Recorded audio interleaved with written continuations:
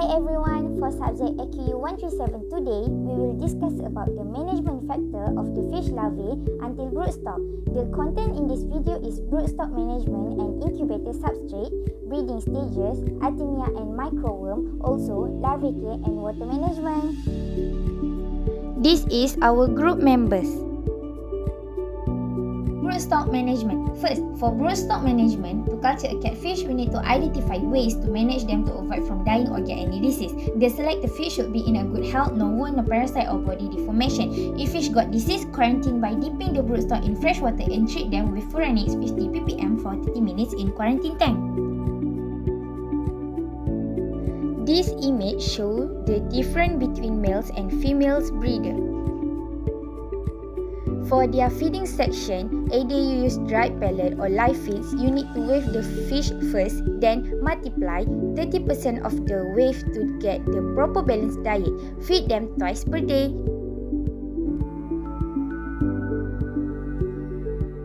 Next is the making of incubator substrate.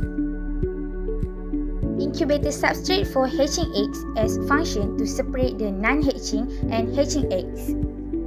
You need a PVC pipe and connectors, hatching net, plastic rope tie, and basin. Cut the PVC pipes according to the basin size and connect them with connector. Do not forget to make a hole at the PVC pipe to give enough aeration. Tie the PVC pipe with hatching net and put in the basin. Make sure the half of the hatching net will sink and the half side is floating to give enough oxygen. Breeding stages. For the second topic is breeding stages. The broodstock can be placed in a round tank. Egg development will occur and it can be used again about 6 weeks after a female has spawned. From the breeding ponds, the selection of females is transferred to the holding tank. A well-distended and swollen abdomen showed by the mature female African catfish. Rib eggs are generally uniform in size. The injection of hormones to the female commonly used in catfish breeding.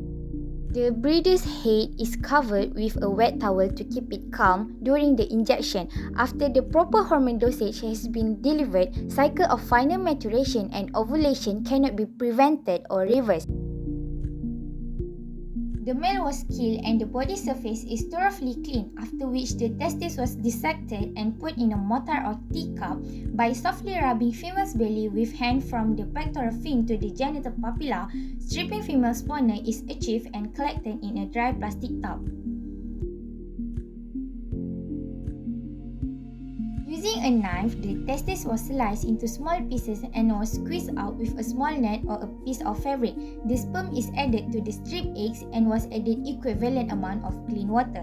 The mix must be stirred properly to avoid stick together. After 1 minute, the sperm has lost its activity. The fertilized eggs are then ready for incubation in tanks.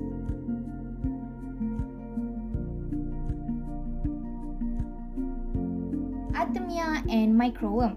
As for artemia, 2 large plastic bottles, air stone, aeration system and tube was needed. This is the process where we will culture brine shrimp for post-larvae feed. Artemiasis naupli are notable as the ideal life nourishment for the principal phases of larval shrimp.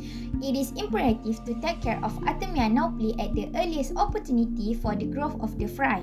This was produced at point when conditions are great. Female saltwater shrimp produce slender shell eggs that bring forth right away. In any case, when food is canned or salt level are rising, they resort to backup plan which they produce hard shell cysts, every one of which contain a closed, completely created hatchling. After 12 hours, the brine shrimp was ready to serve for a baby fish. Microworms are the ideal size recently incubated fry and are intended to take care of fish that are too little to even consider accepting the conventional food, for example, pellet and drops. This live food will move in the water which triggers the eating reflex of the infant fish. Microworms are fundamental and incredible beginnings to a fry solid eating routine. For microworm culture, you just need some potatoes. Just cut the potato into half and make a hole inside it. After that, place the potatoes in soil that you have dug. After a week, you can come back for the microworms. The larvae care and water management. Water quality is the most important factor affecting fish health and performance in aquaculture production system. Different fish species have different and specific range of water quality aspect. Some of the aspect is temperature. It controls the rate at which food is transformed into energy, which will affect breeding, body growth and physiological behavior. An increase in water temperature will decrease the dissolved oxygen content in water, that will increase the fish metabolic rate and demands for oxygen. The bacteria will occur in water stress, limited growth and increasing carbon dioxide. Extreme pH values can even kill the fish. African catfish can tolerate with higher pH. However, pond water with pH unfavorable for fish production can be corrected by adding lime or use the fertilizer to the pond. Next, dissolved oxygen level can be measured by titration method, diaphragm electrode method, fluorescence method, using the ohmmeter, or based on physical observation.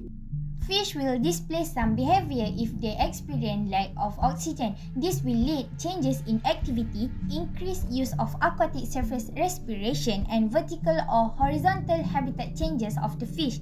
For the African catfish, farmer had to maintain dissolved oxygen levels at between 4 mg per liter to saturation level in the pond. Water hardness is the measure of total water-soluble salts. Water that contain many salts is called hard, and water that contain few salts is contained soft water. Next, ammonia and nitrogen that come from pellet or fish waste may cause problems to the fish if we not take care of it. If the amount of ammonia is too much, the fish will go away from the water surface. Eventually, they will become comatose and die. It is good to always test the water every week for ammonia level to prevent this from happening, and also because the larvae are sensitive to any water changes. Ammonia level can be determined by using ammonia test strip kits or salicylate ammonia test.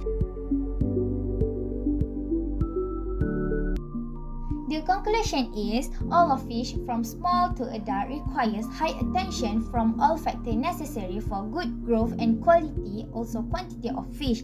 This will prevent disease to occur and balance the essential need of human. Measurement of water and food must be done correctly.